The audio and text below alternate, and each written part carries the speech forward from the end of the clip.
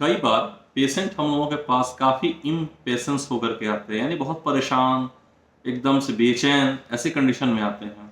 और उनके पैरामीटर्स यदि हम लोग टेस्ट करते हैं तो उसमें इम्प्रूवमेंट नहीं देखने को मिलता है। ये मामला फीमेल में भी होता है और वैसे ही मेल में भी देखने को मिलते हैं।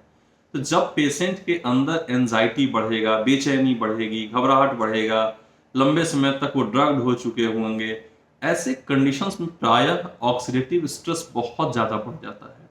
ऑक्सीडेटिव स्ट्रेस जो है ये शरीर के अंदर जाकर के बहुत सारे हार्मोन सिस्टम को डिस्टर्ब करता है, बहुत सारे पैरामीटर्स को डिस्टर्ब करता है।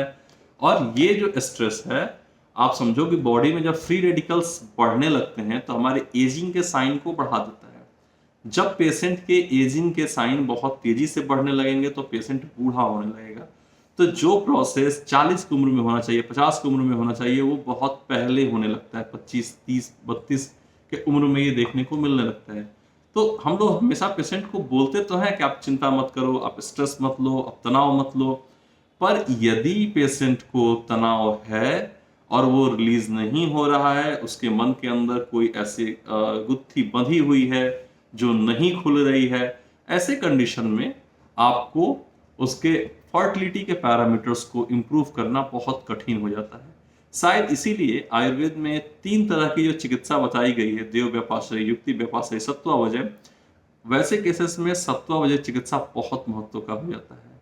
हमारे सर कहा करते थे कि जब आप प्रैक्टिस कर रहे हो और इस तरह के पेशेंट यदि आपके क्लिनिक में रो करके या हंसते हुए चला जाए तो आप आधी बीमारी को ठीक कर लेंगे। ऐसा क्यों बोलते थे? क्योंकि आदमी रोता कब है?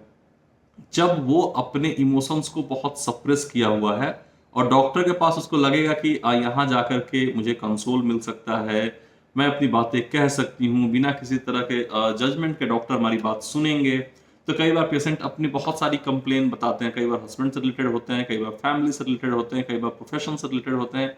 तो अलग-अलग फैक्टर्स से उसको जो भी स्ट्रेस आया रहता है, वो डॉक्टर के सामने जब बोलता है, इसको बोलते हैं मानसिक विरेचन। अपनी सारी प्रॉब्लम्स को आपके सामने कहेगा, रो देगा, फिर उसको हल्का लगने लगता है। एक बार स्ट्रेस रिलीज होता है। कई बार हम लोग शिरोधारा करते हैं स्ट्रेस के केसेस में, तो पेशेंट ड्यूरिंग शिरोधारा रोना स्टार्ट कर देता है। ऐसा क्यों होता है? क्योंकि जब वो शांत होता है, उसके जो मन के 2 स्तर हैं, एक होता है सबकॉन्शियस, एक होता है कॉन्शियस। तो कॉन्शियस मन जब साइलेंट होता है, सबकॉन्शियस जो पड़े हुए तत्व हैं वो बाहर निकलने स्टार्ट होते हैं और कई बार वो हंसी के माध्यम से, कई बार वो आंसुओं के माध्यम से जो बॉडी से बहने लगते हैं। और ये आपके बॉडी के अंदर ऑक्सीडेटिव स्ट्रेस को कम करता है। इसके साथ साथ बहुत सारे ऐसे मेडिसिन हैं जिसका हम लोग प्रयोग करते हैं, या फूड सप्लीमेंट्स हैं, या खाने पीने की चीजें हैं जो आपके बॉडी के अंदर फ्री रेडिकल्स को कम करते हैं। पर देखो, ऐसा है कि यदि आप मेडिसिन से फ्री रेडिकल्स को कम कर रहे हो तो वो इसकी एक सीमा है, क्योंकि जैसे ही आप दवाइयां बंद करोगे तो बॉडी के अंदर चूंकि स्ट्रेस बना हुआ है, डिप्रेशन के भाव हैं, एंजाइटी के भाव हैं, तो वापस से ये स्ट्रेस लेवल बढ़ेगा। फिर बॉडी के अंदर फ्री रेडिकल्स बढ़ने लगेंगे और फिर वहां से पेशेंट को प्रॉब्लम होने शुरू हो जाते हैं। तो ऑक्सीडेटिव स्ट्रेस क्या है? एक ऐसा कंडीशन जब हमारे बॉडी के अंदर बहुत सारे फ्री रेडिकल्स बनने लगते हैं। हमारे बॉडी के अंदर हमेशा कुछ अच्छी चीजें बनती हैं, कुछ बुरी चीजें बनती हैं, जिसमें अच्छी चीजों के मुकाबले बुरी चीजें ज्यादा बनने लगी तो हमारे बॉडी की कोशिकाएं डैमेज होने लगती हैं। ऐसे कंडीशन में क्या होगा? हमारी बॉडी की एजिंग फास्ट होने लगेगी। तो यदि एजिंग फास्ट हो रही है, आप 25 की उम्र में, 20 की उम्र में बाल पकने शुरू हो गए, चेहरे पे झुर्रियां आनी स्टार्ट हो गई, आपके बॉडी में मेनोपॉज जैसे सिम्टम्स आने स्टार्ट हो गए, आपको सेक्सुअल इरेक्शन की प्रॉब्लम आने लगी, आपको प्रीमेच्योर इजैकुलेशन हो रहा है, आपके स्पर्म की क्वालिटी हैम्पर हो रही है, आपका जॉब प्रोफाइल बहुत स्ट्रेस वाला है, ऐसे कंडीशन में आप चाहें तो ऑक्सीडेटिव स्ट्रेस की टेस्ट भी करा सकते हैं और अपनी बीमारी के बारे में जान सकते हैं, या आप अच्छे एंटीऑक्सीडेंट और मेंटल विरेचन के द्वारा आप अपने आप को ठीक कर सकते हैं।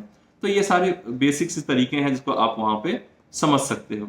अब बात करते हैं कि जब भी हमारे बॉडी के अंदर इस तरह के स्ट्रेस की संख्या बढ़ती है तो ये क्या करता है?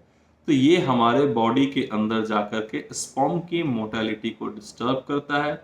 मैं चूंकि सारी बातें आपको फर्टिलिटी के रिगार्डिंग बता रहा हूं, बट इसके एक्शन बॉडी के और पार्ट्स पे भी होते हैं, इसके बारे में कभी हम लोग किसी और वीडियो में बात करेंगे। तो स्पर्म की मोटालिटी को डिस्टर्ब करता है, इसके साथ साथ आपके स्पर्म के अंदर रहने वाले डीएनए को डैमेज करता है। अब जब डीएनए डैमेज होना स्टार्ट होगा, वैसे कंडीशन में क्या होगा, बार बार एबॉर्शन होगा, प्रेगनेंसी कंसीव नहीं होगी, और डीएनए का जो टेस्ट है वो भी बहुत महंगा है और हर जगह होती नहीं है। ऐसे में लोगों को लगता है कि मेरा भाग्य खराब है, मेरा दुर्भाग्य है, और इन सभी चीज़ों को वो नहीं समझ पाते हैं। तो यहाँ पे क्या करना है, आपके स्पर्म की क्वालिटी को इम्प्रूव करने के लिए, आपके स्ट्रेस को इम्प्रूव करने के लिए आप इसका प्रयोग कर सकते हैं। साथ ही साथ ये स्पर्म की मॉर्फोलॉजी को भी डिस्टर्ब करता है। तो ये सारी चीजें हैं जो आपके प्रेगनेंसी को डिले कर सकती हैं, आईवीएफ को फेल करा सकते हैं या रिकरेंट एबॉर्शन को पैदा कर सकते हैं। अब सवाल है कि ये ऑक्सीडेटिव स्ट्रेस को बढ़ाने वाले मेन फैक्टर कौन कौन से हैं। तो इसमें आता है आपका स्मोकिंग, अगला आता है आपका अल्कोहल, या आपके टॉक्सिक फ्रेंड सर्किल, या ऐसे कोई लोग जो आपके बार बार प्रोवोक करते हैं और आपको अंदर स्ट्रेस को इंड्यूस्ड करते हैं। इसके साथ साथ ओबेसिटी, सेडेंट्रिक लाइफस्टाइल, इन्फेक्शन और क्रॉनिक स्ट्रेस, वेरिकोसी, ऐसे बहुत सारे कारण हैं, केमिकल एक्सपोजर वगैरह। तो इन सभी फैक्टर्स को आपको काउंटर करने के लिए अपने डाइट में अच्छा आपको एंटीऑक्सीडेंट लेना चाहिए, जैसे कि आंवला, जैसे कि हरी सब्जियां, बहुत सारा फल, बहुत सारा सलाद, ठीक है। और यदि आपको आवश्यकता लगती है तो फिर इसमें थोड़ी मात्रा में जिंक, सेलेनियम जैसे मेडिसिन या कुछ एंटीऑक्सीडेंट आपको लेने चाहिए। कैसे पता चलेगा आपको कि आपके बॉडी के अंदर ये सारे प्रॉब्लम्स चल रहे हैं, फ्री रेडिकल्स बन रहे हैं? तो इसके लिए ये है कि आप ऑब्जर्व करना स्टार्ट करो कि जब आपका वर्क प्रोफाइल कैसा है या आपका काम का तरीका कैसा है, आप कितने समय उदास रहते हो, कितने तनाव में रहते हो। इन सब चीज़ों को यदि आप ऑब्जर्व करते हो या अपने डॉक्टर से अपने प्रोफेशन के बारे में, अपने काम के बारे में, अपने मन के अंदर छुपे हुए बातों के बारे में जब आप बताते हो, तो डॉक्टर इसको आइडेंटिफाई कर सकते हैं, इसके टेस्ट करा सकता है। और यदि आप अपने अंदर फ्री रेडिकल्स की संख्या को कम रखते हो तो आपका बॉडी नेचुरली हील रहेगा और आपके बहुत अच्छे स्पर्म के पैरामीटर्स मिलेंगे। वाइस वर्सा फीमेल के अंदर उनके एक की क्वालिटी अच्छी होगी, इंडोमेट्रियम की क्वालिटी अच्छी होगी, और उनकी नेचुरल प्रेगनेंसी होने के चांसेस बहुत ज़्यादा बढ़ जाते हैं। तो आप क्या करो, 3 बातों पर ध्यान रखना है। पहला, अपना एक फ्रेंड बनाओ, ऐसे लोगों से मिलो, काउंसलर से मिल सकते हो जो आपको मेंटल विरेचन करने में हेल्प करें, या फिर आप किसी डॉक्टर से मिल सकते हो, आयुर्वेद प्रैक्टिशनर से मिल सकते हो जो आपकी बातों को सुने, आपको सत्वजय चिकित्सा दे दे, तो आपको आपके स्ट्रेस लेवल कम हो जाएंगे।